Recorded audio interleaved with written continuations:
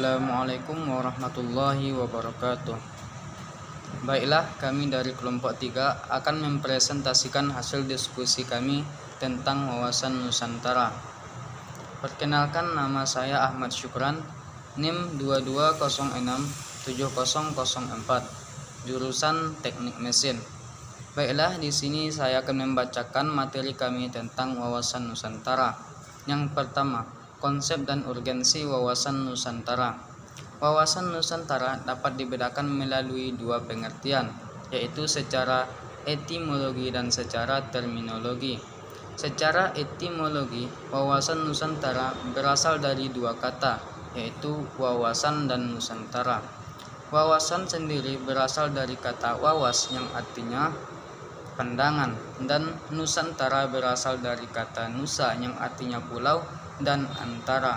Adapun menurut pandangan lain, Nusantara berasal dari kata nusa yang artinya pulau dan antara yang berarti diapit atau berada di tengah-tengah. Jadi Nusantara merupakan gugusan pulau yang berada di tengah-tengah atau diapit oleh dua benua dan dua samudra. Kemudian secara terminologi, wawasan Nusantara merupakan pandangan bangsa Indonesia terhadap lingkungan tempat berada, termasuk diri bangsa itu sendiri. Baiklah, materi selanjutnya yang akan dibacakan oleh teman saya, Bustanil Arif. Sebagai cara pandang bangsa Indonesia, wawasan Nusantara mempunyai konsep yang sangat utuh untuk diimplementasikan dalam kehidupan berbangsa dan bernegara. Wawasan Nusantara dipandang sebagai suatu metode yang tepat dalam menyatukan untuk mengintegrasikan wilayah bangsa dan negara Indonesia. Urgensi wawasan Nusantara yaitu memiliki peran penting untuk mewujudkan persepsi yang sama bagi seluruh warga negara Indonesia. Perbedaan persepsi dan perbedaan pendapat antara kelompok dan konteks sosiologis, politis, serta demokratis dianggap hal yang wajar dan sah-sah saja. Hal di atas justru diharapkan dapat menghasilkan masyarakat untuk dinamis dan kreatif, sinergis untuk saling menyesuaikan menuju integrasi. Namun demikian, wawasan normatif, wawasan yang disepakati bersama perlu dimengerti, dipahami, disosialisasikan bahwa Nusantara sebagai kesatuan wilayah, kesatuan tidak dapat ditawar lagi dan dapat diganggu gugat sebagai harga mati yang normatif. Sekian dan terima kasih. Baiklah, jadi menurut pendapat pribadi saya, wawasan Nusantara itu sangatlah perlu ya, karena wawasan Nusantara sangatlah berfungsi sebagai pedoman, motivasi, dorongan, serta rambu-rambu dalam menentukan segala kebijakan maupun tindakan-tindakan kita, perbuatan kita di dalam penyelenggaraan negara kita ini. Ini juga berlaku bagi seluruh rakyat Indonesia. Nah, apabila Indonesia tidak memiliki wawasan Nusantara ini, maka bangsa kita itu akan kehilangan cara pandang mereka terhadap wilayahnya sendiri. Nah, apabila itu terjadi, maka terjadilah kekacauan dalam pemerintahan negara Indonesia. Nah, akibatnya itu cara pandang bangsa kita terhadap wilayahnya sendiri akan mengakibatkan pertentangan antara kepentingan karena tidak adanya kesepakatan konsep untuk mempertahankan wawasan Nusantara dalam negara kita ini. 1957 mengeluarkan deklarasi yang selanjutnya dikenal sebagai Deklarasi di Juanda.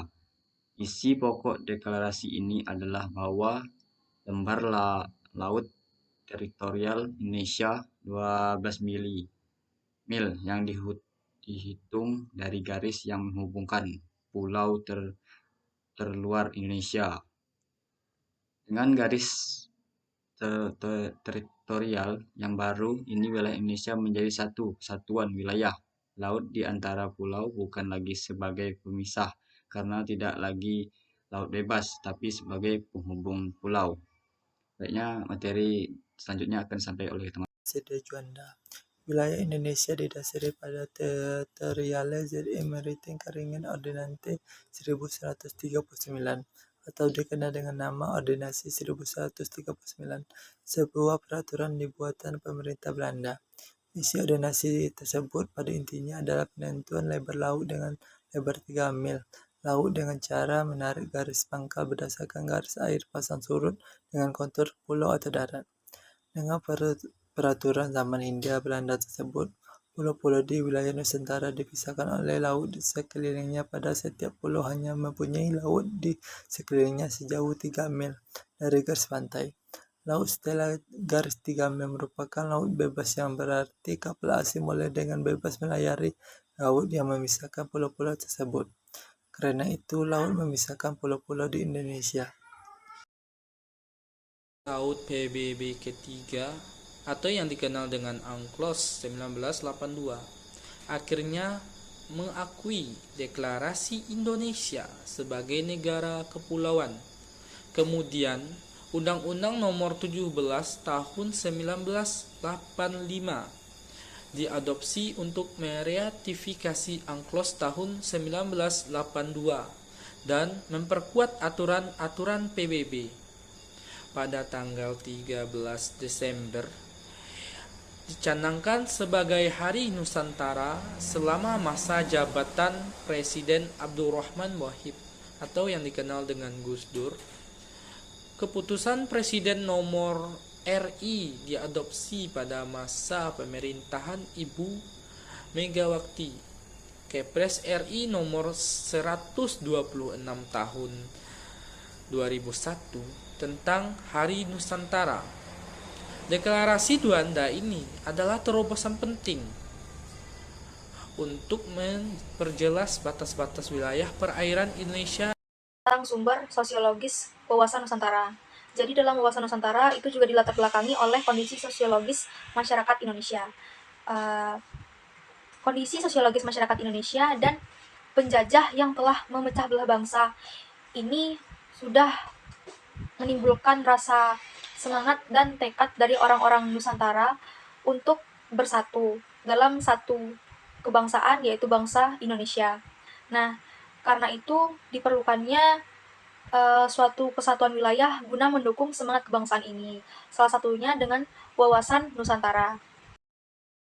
Kepentingan nasional tentang bagaimana seluruh kawasan dan PBB itu dapat diteruskan, dikembangkan, dan dilestarikan. Kepentingan nasional ini itu adalah turunan lanjut dari cita-cita nasional, tujuan nasional, dan visi nasional.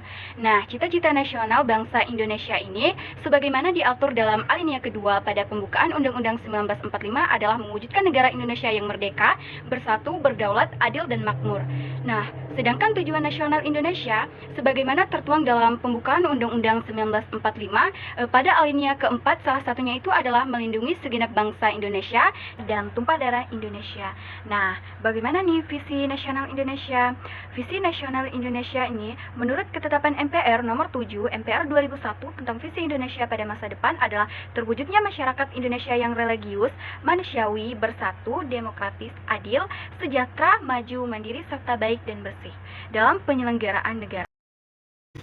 Pengetahuan wawasan Nusantara yang diperoleh sejak Deklarasi Juanda 1157 kemudian menjadi citra politik negara. Kata-kata wawasan Nusantara dimasukkan dalam Rancangan Garis Besar Haluan Negara GBHN berdasarkan keputusan MPR tahun 1973, 78, 83, 88, 93, dan 98. Menurut GBHN, konsep wawasan Nusantara dimasukkan dalam pasal 25 UUD NRI 1145 yang dihasilkan dari perubahan keempat pada tahun 2002. Wawasan Nusantara sebenarnya adalah pandangan geopolitik rakyat Indonesia. Geopolitik diartikan sebagai ilmu administrasi negara yang dalam setiap kebijakan dikaitkan dengan masalah geografis di wilayah atau tempat tinggal suatu negara. Geopolitik adalah studi tentang hubungan antara faktor-faktor geografis, strategis, dan politis suatu negara.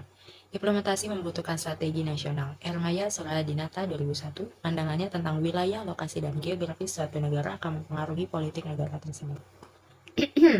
Selesai sudah presentasi kelompok kita, ada sedikit pantun nih.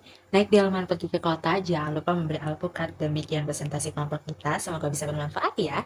Kami, kelompok 3 izin undur diri. Kalau ada salah kata, mohon dimaafkan. Wabillahi taufiq wal hidayah. Wassalamualaikum warahmatullahi wabarakatuh.